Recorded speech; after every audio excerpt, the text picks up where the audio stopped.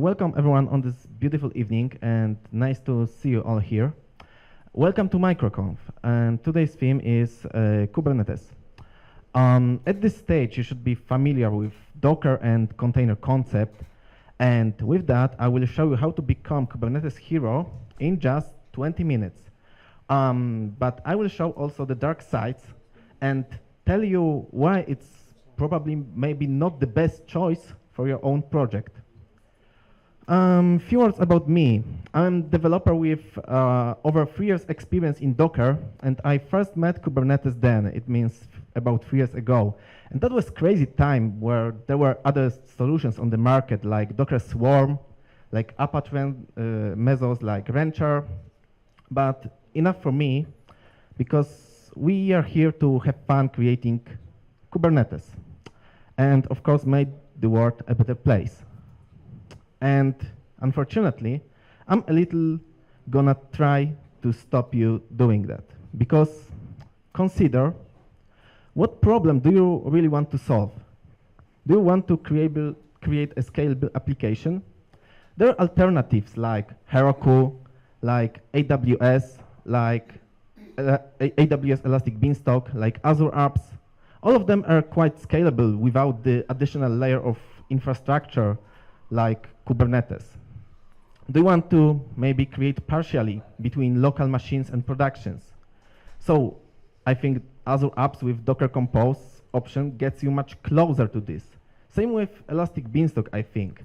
I think definitely not because of pricing. Master in AWS, it's the most expensive option, but costs you about $160 and you give nothing, just you are using Kubernetes without an additional infrastructure. So let's say hi to this monster. I will show it's not very scary, but might be a little bit surprising to you, time to time. So our agenda. I'm gonna do the fast speedrun for the Kubernetes setup, and I will explain you how all that works under the hood later. In the end, I will sum up when and why it's worth to use or not to use Kubernetes. And the point in the middle may be not the most exciting one. So let's start with the speedrun. So I lied about that 20 minutes setup a little bit. Because actually, it will take just 3 minutes. The way I will show you, it's not the common one, but hello, it's speedrunning. So some tricks are permitted. So let's start, not from creating Kubernetes service, but from create the app service on Azure platform. You will be able to watch this video on YouTube later. Anyone, we are creating web app. We need to create an app with unique name. So test is not the best option. Possible microconf, I've chosen the microconf workshop, so something like that is better one. And it's as simple as that. Imagine, think about name, choose Docker image, choose the Kubernetes option. You can leave the default config at this stage, and we will apply. And we'll speed up this video. And deployment is in progress. Yeah, and let's go to the resource. And yeah, we got app created on Kubernetes. That's it, application running on Kubernetes. We could finish here. But that's known quote, of course, not that wasn't Albert Einstein, just some guy in the internet pretending to be him. So we are slowly moving to this not very exciting part. It's of course Kubernetes under the hood, so all the definitions and stuff. So let's check what this crazy machine created for us. There is something called pod here. There is something called container here, and people with Docker background should know what it is, and I think it even makes sense because it looks like it's created from some sort of image. So what's the monster called pods? There are two important definitions that you must know at this stage. The first one is that pod. And as a pod, we can define as a pod can be defined as the simple structure that can contain one or more real containers. And whoops, something unexpected happened. Sorry, it's my fault. Thanks, Martin. I was hoping, this way when you have two screens. Oh, I'm sorry. Can we do something with that, or? No, like maybe after your presentation. Yeah. Okay, so I will continue. In our case, we've created a pod with two containers, but I think that Azure is teaching us a little bit bad practice in this way. It's a kind of exceptional situation when two containers can be included into one pod.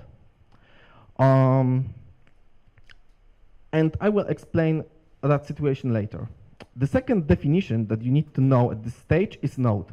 And node is a machine on which pod are running. And the whole picture of Bootstrap Kubernetes, something more or less looks like this. It's node with two pods running. Let's stop at this moment and think about what we've learned. Those rectangles with strange, stupid strokes inside are containers. I've used a little bit different containers to not teach you bad practices, but I've created something with, I've created a pod with two containers inside. That's because I wanted to show what are the good situation to use such structure. In our case, it's a Postgres logger, probably written by me, that cannot work without the Postgres, of course. That's why we can put some structures like that to one pod, because it will be balanced together. And putting WordPress to that pod would be a bad practice. And that's something that that Azure did in that default config. Anyway, what problem have we solved at this moment? We got same and even more disadvantages as kind of normal infrastructure with kind of machine and application inside.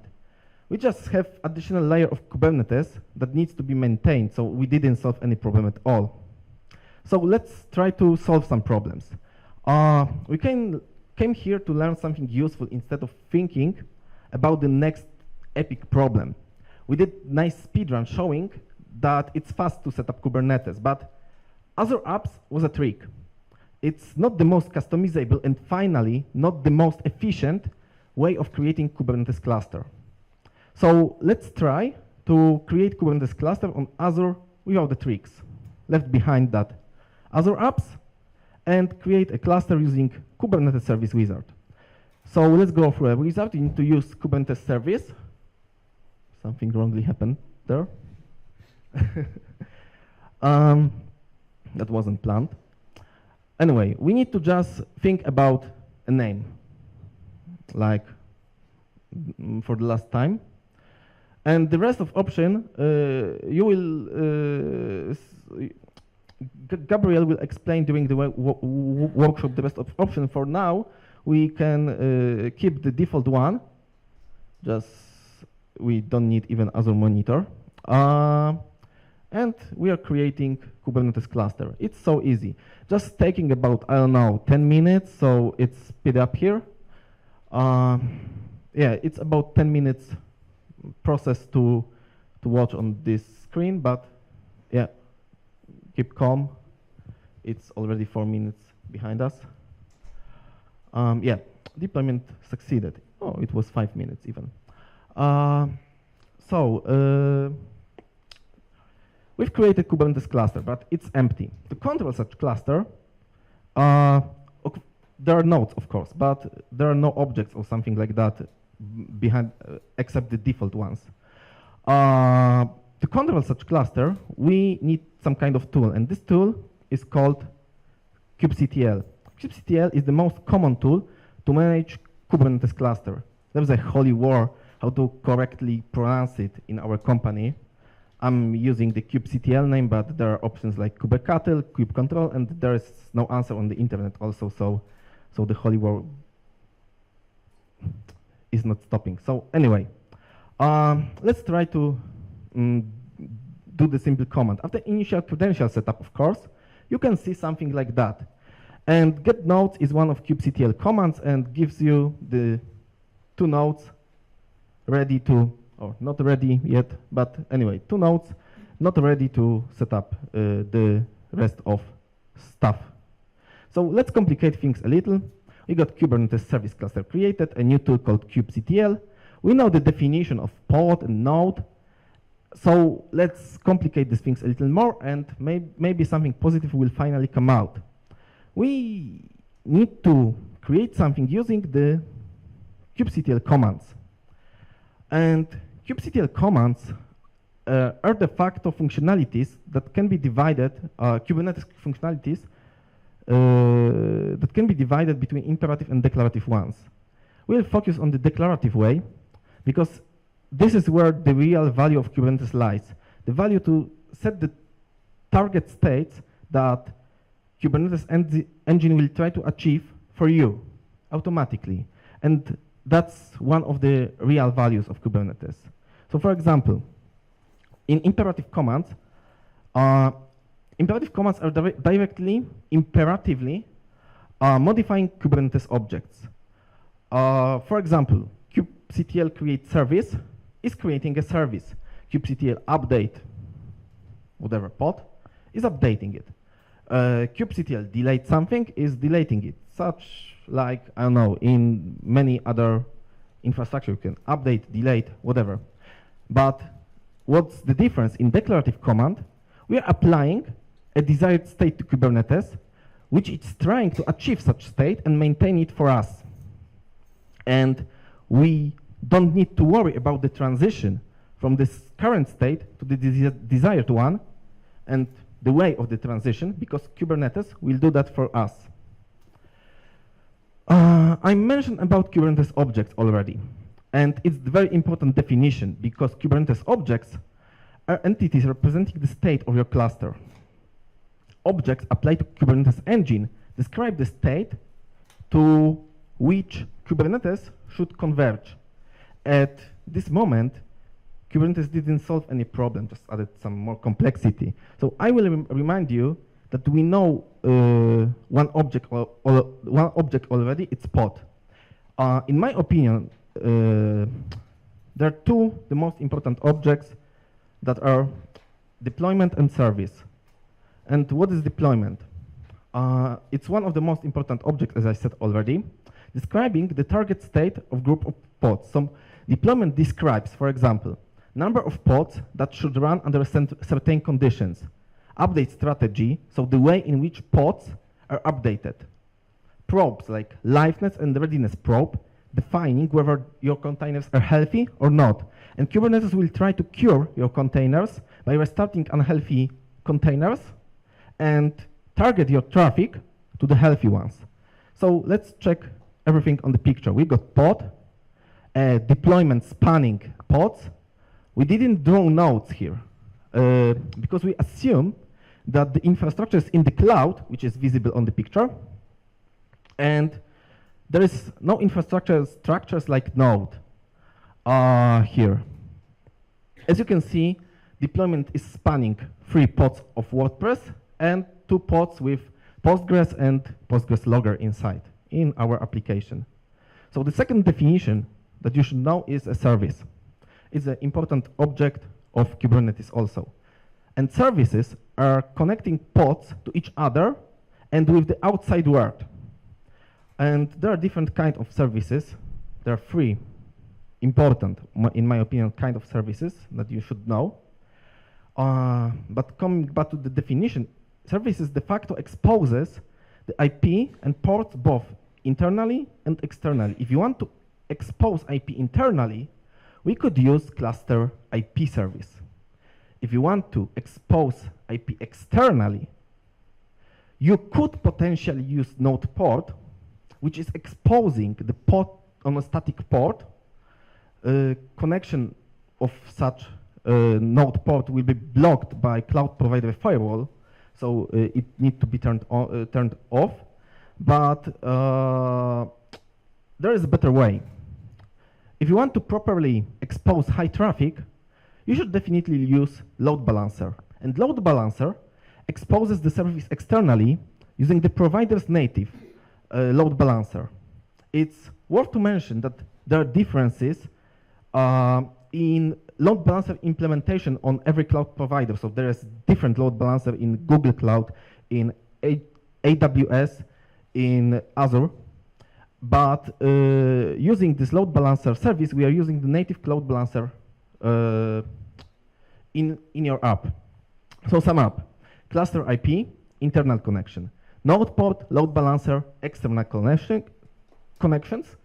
What's worth to mention: load balancer exposes high traffic using native cloud load balancer, but it's using node port under the hood de facto. So let's look at our solution. We added the cluster IP to deployment spanning our pods. And thanks to that, pods with WordPress can talk to pods with database. Additionally, we've got load balancer here that gives an access to WordPress. It could give us an access to database external, but maybe it's not the best option to do that because of some security reasons. But anyway, we have access to WordPress, and cluster IP gives us access to pods with database. It's a good solution, but there is even better solution: ingress. There is one more object being de facto abstraction layer over a load balancer. And ingress is highly customizable Kubernetes native server created especially for HTTP and HTTPS traffic. And there are many implementations of ingresses, but the most popular is based on Nginx and can include features like session stickiness, for example. Thanks to session stickiness, you can, for example, easily set up even legacy application, legacy stateful application into Kubernetes cluster without a huge refactor. It's a big deal. It's really nice. So let's look at this picture. We got ingress, that is the abstraction layer over the load balancer, and it's using the load balancer under the hood. So that's it, our app on Kubernetes. But we didn't answer when and why is all that stuff really needed. So let's look one more time on that big picture. In my opinion, the biggest advantage of Kubernetes is reliability and resilience. I didn't mention a lot of things because Kubernetes is pretty complex.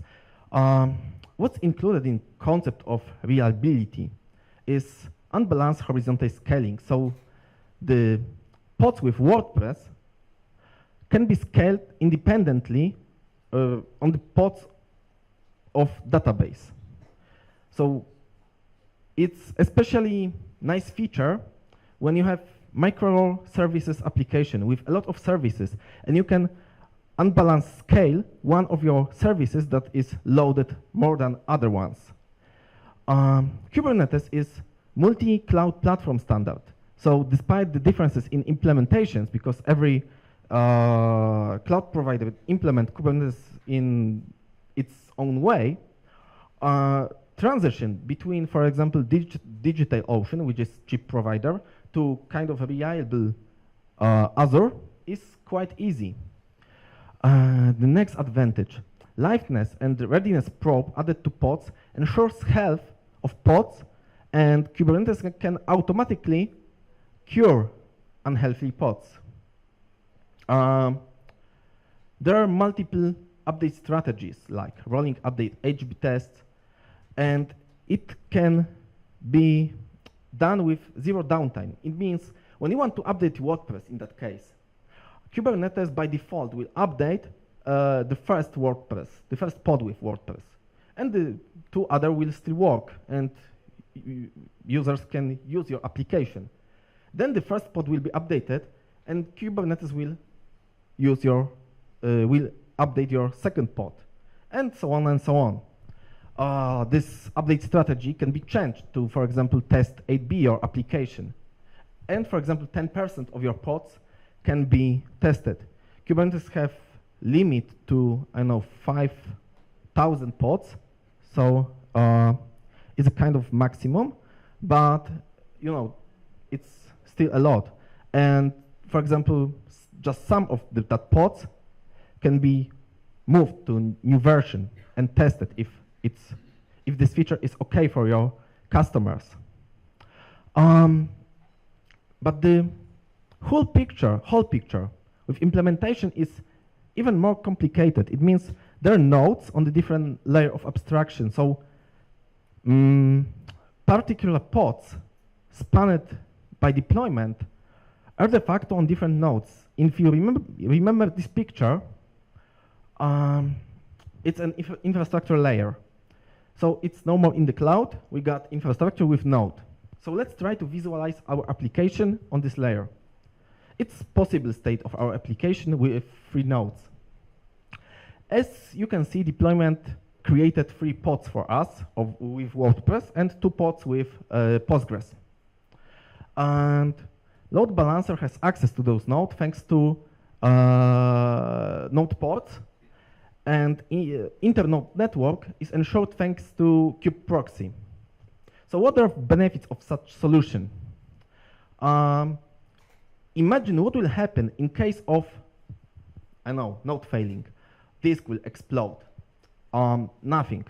It means the rest of the traffic will be directed just into the other 2 nodes. So what will happen in case of a surge in the traffic? So with good metrics, just new pods will be created, and it's even possible, thanks to that cloud provider autoscaler, to create new nodes, but it's not a Kubernetes feature. So what will happen in different cases, some more complicated, like, I don't know, there will be an error in Kubernetes, a bad line, and will fail. And still, nothing special, because Kubernetes already set up the whole infrastructure for us, and native load balancer is configured, and all port and proxies are configured, just it's not overwatched and need to be, I don't know, maintained by Kubernetes after reset, something like that. So nothing happens. So I think that reliability and resilience is the real value of Kubernetes. Let's try to corrupt well-done Kubernetes cluster. There are even tools to do something like that. Hello Kubernetes is really unstable application emitting, I don't know, application with memory leak maybe. It's failing after a minute or so. And thanks to well-done Kubernetes, you can smoothly sail with such fucked up application. Sorry for fucked up. Chaos Monkey, on the other way, it's something invented by Netflix, and it's not related to Kubernetes at all. Just it's a Netflix tool which randomly turns off servers, kill processes, etc. And infrastructure should still be visible and should still work. And Kubernetes can ensure such state. So what are strengths and weaknesses of Kubernetes? In my opinion, reliability and resilience. And what's included in that definition, it's unbalanced horizontal scaling, best for microservices with a lot of services that can be scaled unbalanced, independently on each other. It's a cloud provider independent standard. There are huge possibilities like A/B tests, easily to introduce, and smooth sailing. It means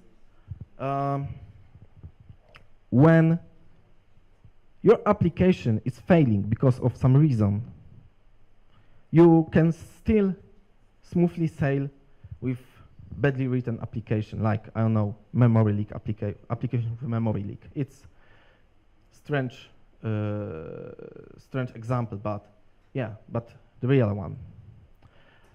Infrastructure as code is a buzzword that I didn't mention before. You can hear more about infrastructure as code concept in awesome Rafał presentation in just a moment, and he will explain more that concept. But it's awesome. Weaknesses. It's expensive. Depends on your needs. The price cliff start at $25, and I achieved $25. I've created my own application at home, and I didn't want to spend a lot of money, and I achieved $25 for Kubernetes cluster. But it's quite simply to aim $500 for application without the target. Just use AWS. It's the most expensive provider, objectively. Kubernetes is an additional layer of abstraction which need to be maintained. There is a need to have a person to maintain Kubernetes, so with a knowledge of how it works. Debugging is quite challenging. That was quite of unexpected behavior, but unexpected for us. But it's quite challenging to get in well-secured node and check something, what is happening in that inside, not in node, into some container, and check what is happening, because we removed all the tools from that pod because of security reasons, and we were not able to check what is happening inside. So you need to have really good logs with Kubernetes. And there are more effective and cheaper solution for balanced horizontal scaling, like Heroku or Elastic Beanstalk. I think Elastic Beanstalk is free for application with low traffic, so it's much cheaper also. So when to use it? When unbalanced horizontal scaling is needed, like microservices application, it's justified. When you want to have a standard infrastructure, you want to move from one cloud provider to another, and you still want to have some advantages of scaling and containers, use Kubernetes. If the costs of infrastructure are justified, if you want to have a zero downtime application, Kubernetes is a good option. If you want to sell something nice, checked and reliable to your customer to smoothly sail with all the infrastructure, use Kubernetes.